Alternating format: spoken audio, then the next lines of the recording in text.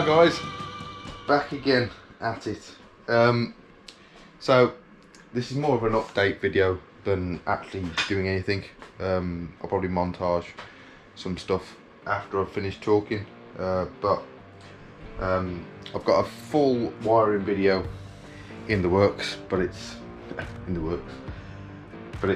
bit more in depth. I wanted to go over every specific detail because not many people do that, and then loads of people ask the question, how did you get a 270-degree crank engine to work in a 360-degree crank bike? So I'm going to go into quite some detail, but to say as an update, the wiring harness is complete. So a couple of things on here. We have a new connector on for the crank position sensor, and I've had to do a repair on the engine, which I'll probably insert in this video actually rather than the wiring video. Yeah, I'll put that in here now. You can see here, these two wires are for the crank position sensor, which comes out of the right hand case here and round underneath and up. Obviously the connector has been removed from the previous owner, must have needed that for the engine swap that he did, but I have managed to source a connector, pins, weather seals. So I've checked the rule book, and pin 1 is the black wire, pin 2 is this one. So we'll just time lapse now. It's only a quick crimp and assemble job, but yeah, see how we go on.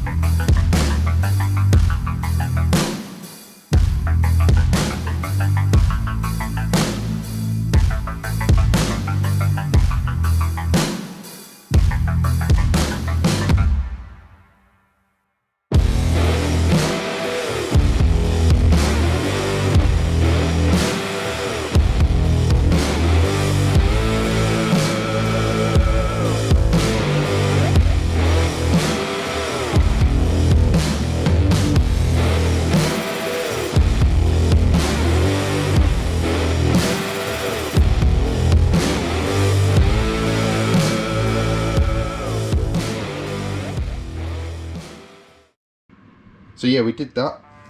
Well, I did that. Also in this harness we now have, once I can find it, it looks like a big mess. Where are you hiding? In here. So this is the section of the harness that leads out along the left hand side of the frame, and within here we have two shiny new wires for the second ignition coil that you need, which runs all the way through, back down along here, and comes out in the ECU connectors. So those cables were taken out of the 800 Tiger harness that I've shown you guys previously. So they're in and sorted. What else are they doing here? Oh yes, I've removed all the alarm connector and any of the surplus wiring that was in there for that. So that's done. You can see, still did say it was done, but it's not entirely done. This is some of the surplus alarm connector wiring, and that's the original tacho output from the ECU, which has been replaced with one from the Tiger, which also is part of a cam line twisted pair, which is there. So that's sorted and ready for the new Speedo, and I have a connector which I need to attach to the engine for the speed sensor, and here we have the speed sensor wiring. So this cable is for the ECU speed sensor pickup. The black and yellow is the send to the speedo, and then there's a ground white score. So a little bit to do, but not a great deal.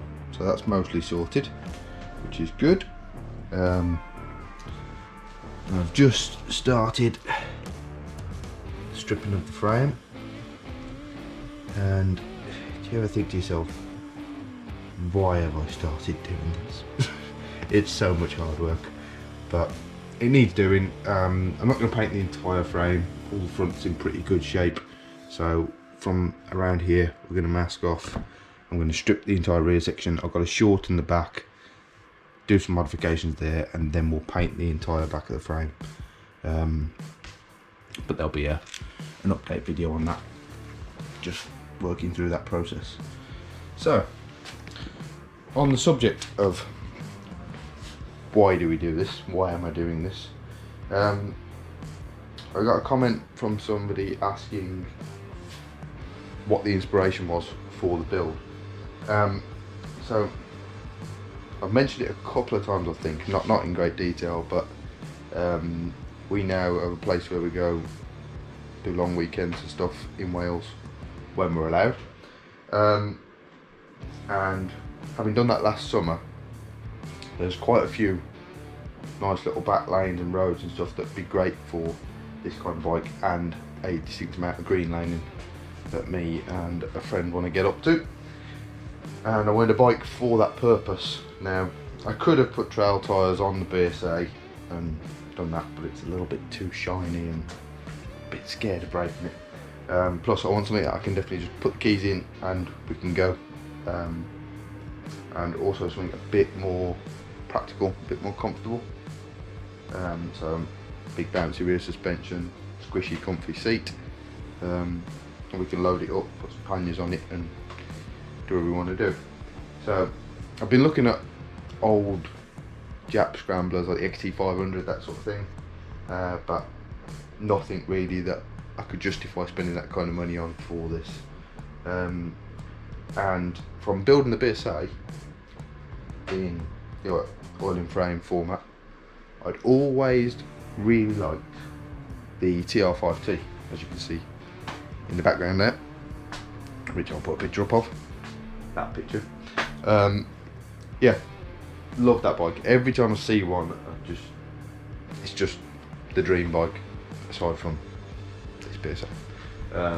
But it's the same frame, it's the same setup, it's just got the Triumph T100C engine in the 500 twin unit.